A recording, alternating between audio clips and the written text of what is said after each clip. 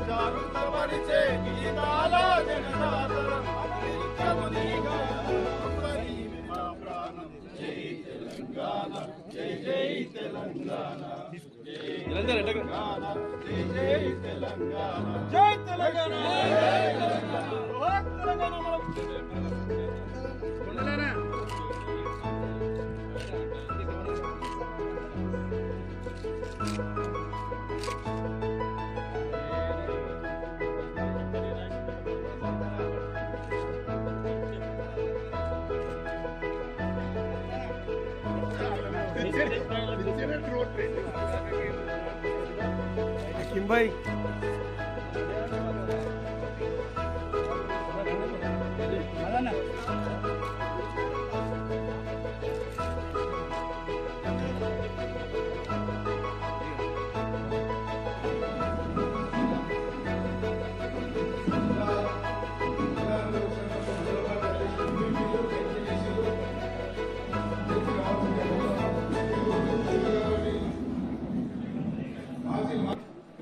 జిల్లా కలెక్టర్ ఉన్నాయి sir.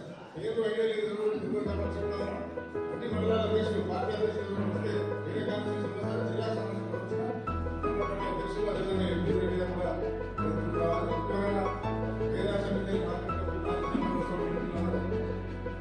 Chairpersons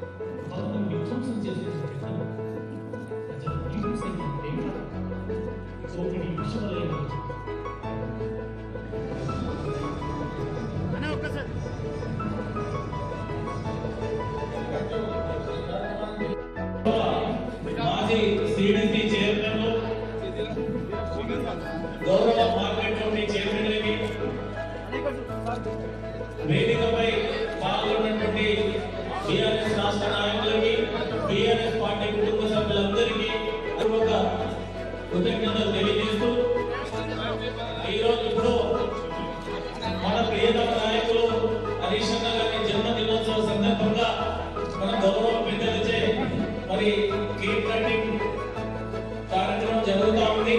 ఈ సందర్భంగా వారికి సేవలు అందాలని మనసారా కోరుకుంటూ ఆ భగవంతుడు వారికి నిండు నూరేళ్లు ఆయుష్ను అందించాలని మనమందరం కూడా ఆ భగవంతుడిని ప్రార్థిస్తూ వారికి మన పార్టీ జిల్లా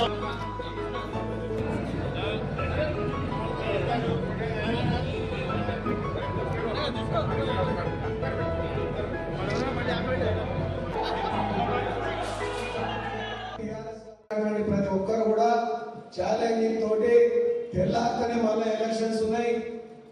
అవి మన ఎలక్షన్స్. మొన్నటిదాకా ఎవరి కోసమో పనిచేసినామని ఇష్టం లేకుండా పనిచేసిన వాళ్ళు ఉన్నారు. ఏం చేద్దాం పట్టారెడ్డలు ఉన్నారు. కానీ ఇప్పుడు రేపు నీ పెళ్లి అయ్యేది ఉన్నది. నీ పెళ్లికి ఎట్లా నువ్వు చేసుకోవాలో నువ్వు ఆలోచన చేయాలి. ఏ ఊర్లైనా కానీ కాంగ్రెస్ వాళ్ళ సగం ఉంటే టీఆర్ఎస్ వాళ్ళ సగం ఉంటే టీఆర్ఎస్ వాళ్ళ సగం ఉంటే కాంగ్రెస్ వాళ్ళ సగం.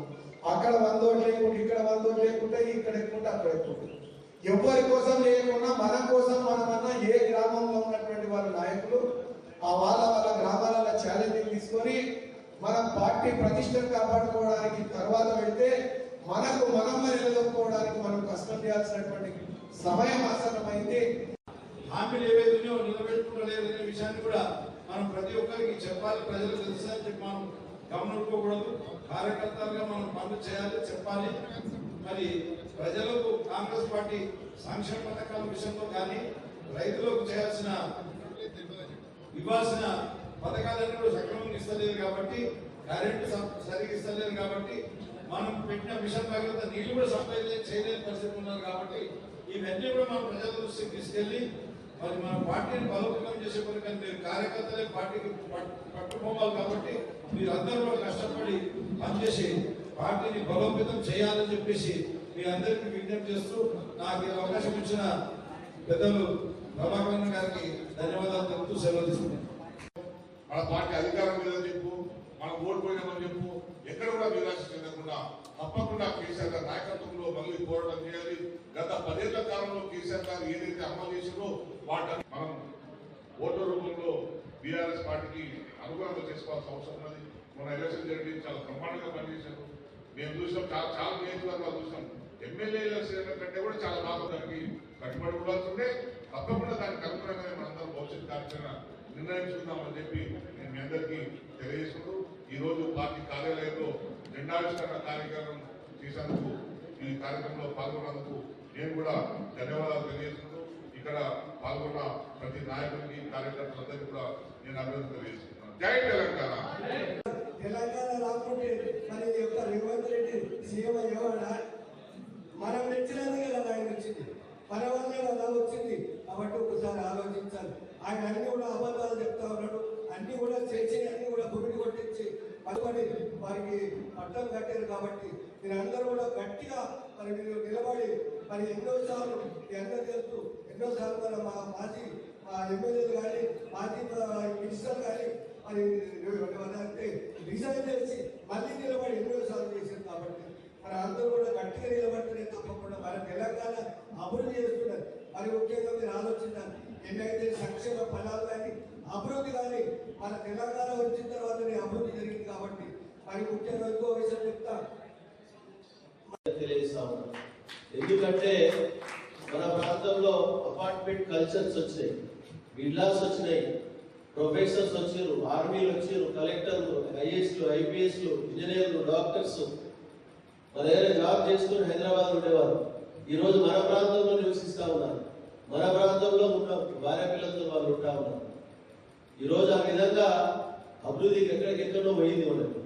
కాబట్టి ఈ 10 సంవత్సరాల కాలంలో జరిగిన అభివృద్ధిని కుంటుపడడానికి కారకులైన కాంగ్రెస్ కార్యకర్తలకు రేపు లోకల్ బాడీ ఎలక్షన్లో బుద్ధి చెప్పి మీరందరూ సర్పంచ్లు కావాలి, ఎంపీటీస్ కావాలి, ఎంపీపీలు కావాలి, జడ్పీటీస్ కావాలి, మీరందరూ ప్రజా ప్రతినిధులు కావాలని చెప్పి కోరుకుంటూ నాకు ఈ అవకాశం ఇచ్చినందుకు మీ అందరికీ ప్రత్యేకంగా ధన్యవాదాలు తెలియజేస్తూ ముగిస్తాను. నిన్ననే హరీష్ అన్న కూడా చెప్పారు. మనం మన కష్టాన్ని ఖచ్చితంగా నమ్ముకున్నాం కాబట్టి మనం ఈరోజు గెలుస్తామనే పూర్తి నమ్మకం మనకున్నది. ఆ శుభం మనం వినబోతా ఉన్నాం. మరి అట్లానే ఈ ఉద్యమానికి సంబంధించి చాలా కష్టపడ్డ వాళ్ళందరికీ కూడా మనం కష్టపడి విద్యార్థి మరి చాలా మంది యువకులు ఈ ఉద్యమం కోసం పోరాడిన వాళ్ళందరినీ ఉద్యమకారులని గతంలో మనం చాలా సన్మానించుకున్నాం. మరి వాళ్ళ కోసం ప్రాణాలు పోగొట్టుకున్న వాళ్ళకి 10 లక్షల రూపాయలు ఆ కుటుంబానికి ఇచ్చినాం. వాళ్ళ ఇంటికి ఉద్యోగం కూడా ఇవ్వడం జరిగింది. వాళ్ళని గౌరవించుకున్నాం.